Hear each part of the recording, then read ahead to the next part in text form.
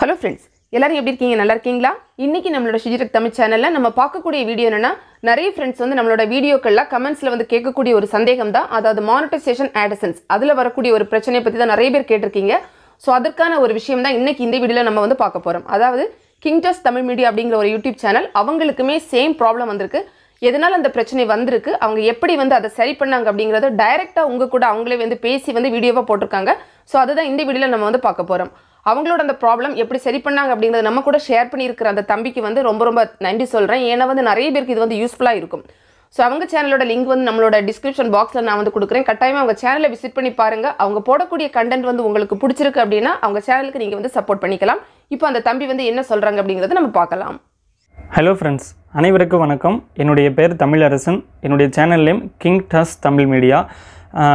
என்னுடைய சேனல் வந்து monetisation enable ஆகிறதுக்கு நிறைய தடை வந்துச்சு. ஸோ நான் அந்த ஒரு அனுபவத்தை Shiji சேனலுக்கு நான் வந்து ஷேர் பண்ணுறேன். ஏன்னா வந்து நானும் அந்த சேனலோட ஒரு ஃபாலோவர்ஸ்.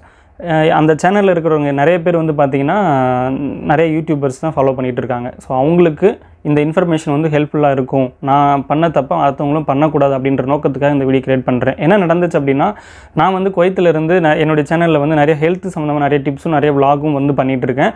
ஸோ அப்போ வந்து நான் வந்து இந்தியாவுக்கு வந்து லீவுக்காக போயிருந்தேன். அந்த டைமில் வந்து பார்த்திங்கன்னா ஹேர்லெஸை பற்றி ஒரு வீடியோ போட்டுறேன். அந்த வீடியோ வந்து கிட்டத்தட்ட 4 lakhs மேலே போய் ஒரு நல்ல வைரல் ஆச்சு.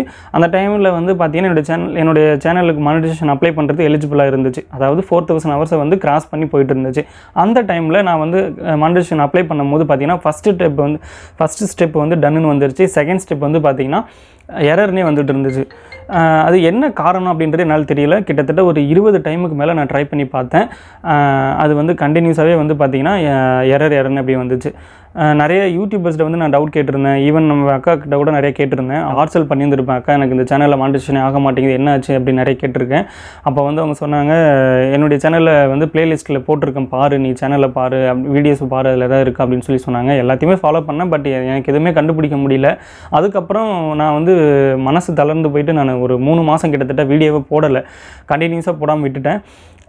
திரும்பி வந்து ஒரு யூடியூபர் மூலிமா எனக்கு வந்து அவர் ஒரு ஹெல்ப் சொன்னார். அந்த மாதிரி பண்ணி பாருங்க அப்படின்னு சொல்லி சொன்னதுனால நான் வந்து என்ன பண்ணேன், என்னுடைய சேனல் வந்து ஒரு மெயில் ஐடியில் இருக்குது. அந்த சேனலில் இருக்கிற ஆட்சென்ஸை வந்து ஃபுல்லாக கம்ப்ளீட்டாக டெலீட் பண்ணிவிட்டு இன்னொரு மெயில் ஐடி புதுசாக ஓப்பன் பண்ணி அந்த மெயில் ஐடியில் நான் ஆட்சென்ஸை புதுசாக ஓப்பன் பண்ணி நான் அந்த செகண்ட் ஸ்டெப் பண்ணும்போது அந்த மெயில் ஐடி கேட்கும். ஆட்சென்ஸ் அதாவது மானிட்டைசேஷன் அப்ளை பண்ணும்போது செகண்ட் ஸ்டெப்பில் வந்து ஒரு மெயில் ஐடி கேட்கும். அப்போ வந்து ஆட்சென்ஸ் வந்து எந்த அக்கௌண்ட்டில் இருக்கோ அந்த மெயில் ஐடியை நான் இப்போ கொடுத்தேன். அதுக்கப்புறம் வந்து பார்த்தீங்கன்னா என்னோடய சேனல் வந்து மானிட்டைசேஷன் எனேபிள் ஆகிடுச்சு. தேர்ட் ஸ்டெப்பும் டன்னு வந்துடுச்சு. என்னுடைய சேனல் ஐடி வெரிஃபிகேஷன், பின் வெரிஃபிகேஷன் எல்லாமே கம்ப்ளீட்டாக பர்ஃபெக்டாக முடிஞ்சிருச்சு. ஸோ இதில் என்ன நடந்திருக்கு, என்ன தவறு நடந்திருக்கு அப்படின்னா என்னுடைய சேனலில் அதாவது Kingtrash தமிழ் மீடியா சேனலில் வந்து பார்த்திங்கன்னா அந்த மெயில் ஐடியில் நான் இதுக்கு முன்னாடி ஒரு 5 yearsக்கு முன்னாடியே ஆட்சென்ஸ் ஓப்பன் பண்ணியிருக்கேன்.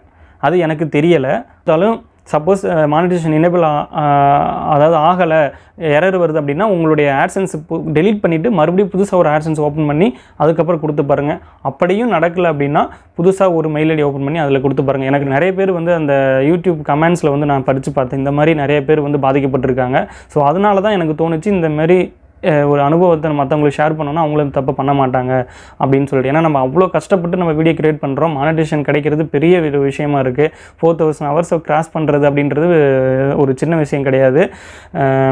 ஸோ அதுக்காக தான் சொல்கிறேன், என்ன மாதிரி ஒரு தப்பை பண்ணாதீங்க. அதாவது நானும் வந்து மானிட்டைசேஷன் கிடைக்கலன்னு சொல்லிட்டு வீடியோ போடாமல் விட்டுட்டா என்னுடைய சப்ஸ்கிரைபர் எல்லாமே வந்து ஆக்டிவ் சப்ஸ்கிரைபர் எல்லாமே இன்ஆக்டிவ் சப்ஸ்கிரைபராக ஆகிட்டாங்க. ஸோ இப்போ வந்து வியூஸ் அதிகமாக வர்றது கிடையாது. ஏன்னா நான் 3 month கண்டினியூஸாக வீடியோ போடலை. ஸோ அதனால தான் நீங்களும் வந்து மானிட்டைசேஷன் கிடைக்கல அப்படின்னாலும் இந்த வீடியோவை கண்டினியூஸாக போட்டுகிட்டே இருங்க, அதுதான் நல்லது. ஸோ என்னுடைய அனுபவத்தை ஷேர் பண்ணுறதுக்கு ஹெல்ப் பண்ண இந்த சேனலுக்கு ரொம்ப நன்றி தெரிவிச்சுக்கிறேன். நன்றி, வணக்கம்.